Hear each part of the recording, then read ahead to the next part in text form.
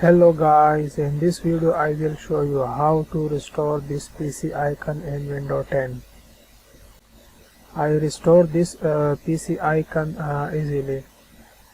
First go to Window button and then click on Settings.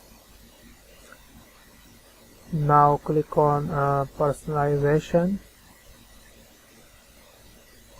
and click on Themes. Then go to right side and click on Desktop Icon Settings. So select this PC icon, click on this, then click on Restore Default and then click on Apply and OK. So this PC icon is changed. You can see how I change easily this PC icon easily.